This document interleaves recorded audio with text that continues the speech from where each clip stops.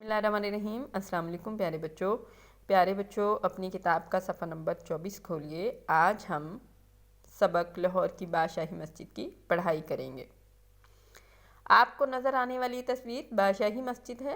سبق کی پڑھائی سے پہلے میں آپ کو بتانا چاہتی ہوں بادشاہی مسجد پاکستان کی دوسری بڑی اور دنیا کی 5ویں بڑی مسجد ہے۔ یہ پاکستان کے مشہور شہر لاہور میں ہے۔ ہر سال دنیا کے بہت سے ممالک اس خوبصورت مسجد کو دیکھنے آتے ہیں۔ 1799 عیسوی میں رنجیت سنگھ نے لاہور پر قبضہ کر لیا۔ اس بادشاہی مسجد کو اپنے قبضے میں لے لیا اور اپنی فوج کو بھی ادھر رکھا اور گھوڑوں کو بھی ادھر باندھا۔ لیکن 1947 عیسوی میں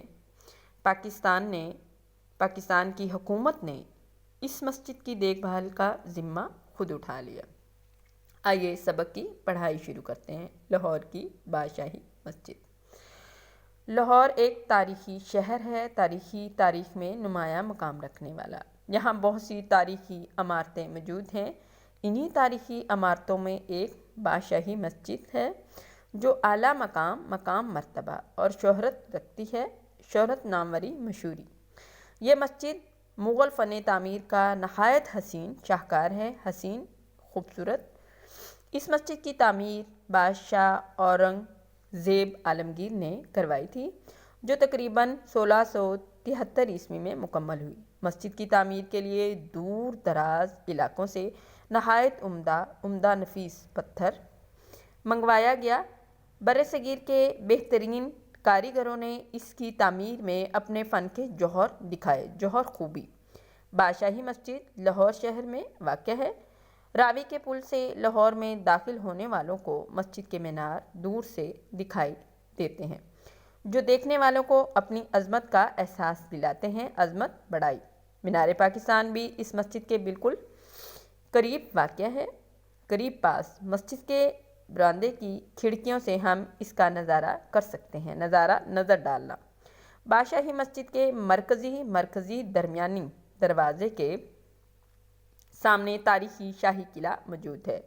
بادشاہی مسجد اور شاہی قلعہ کے درمیان ایک باغ ہے جسے حضوری باغ کہتے ہیں۔ مسجد کے ایک جانب طرف ہمارے قومی شاعر ڈاکٹر علامہ محمد اقبال کا مزار ہے۔ مسجد کی عمارت میں زیادہ تر سرخ رنگ کا پتھر استعمال کیا گیا ہے۔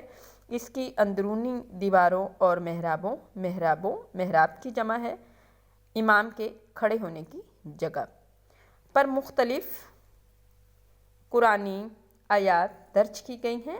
یہاں قیمتی رنگین پتھروں سے مختلف نقش و نگار بیل بوٹے بھی بنائے گئے ہیں جو بے حد خوشنما خوبصورت لگتے ہیں۔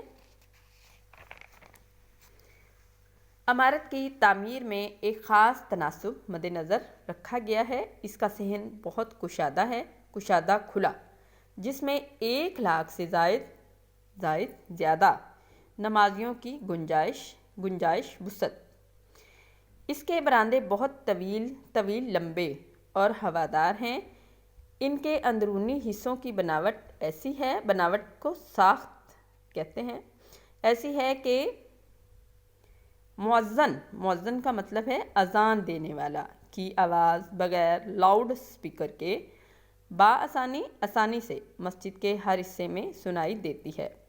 مسجد کے صحن میں وضو کے لیے ایک حوض تالاب کو کہتے ہیں بنایا گیا ہے، جس کے ارد گرد لگا سفید پتھر انتہائی گرمی میں بھی ٹھنڈا رہتا ہے۔ یہاں صاف اور تازہ پانی ہر وقت دستیاب مہیا ہونا رہتا ہے۔ مسجد کے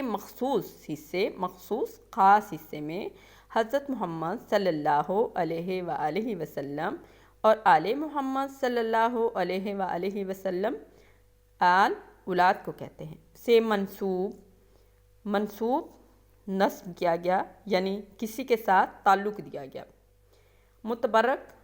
مبارک اشیاء نہایت عقیدت و احترام سے رکھی گئی ہیں۔ اس مسجد میں سنہری حروف سے مزین آراستہ قرآن مجید بھی لوگوں کی توجہ کا خاص مرکز ہے۔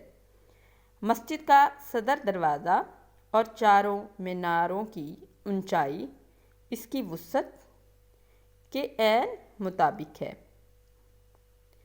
وسعت وسیع کو کہتے ہیں۔ کوئی بھی ماہر تعمیر آج تک اس عمارت میں کسی قسم کا فنی یا تعمیری نقص نہیں نکال سکا۔ خامی: بادشاہی مسجد کا شمار دنیا کی بہترین تاریخی عمارتوں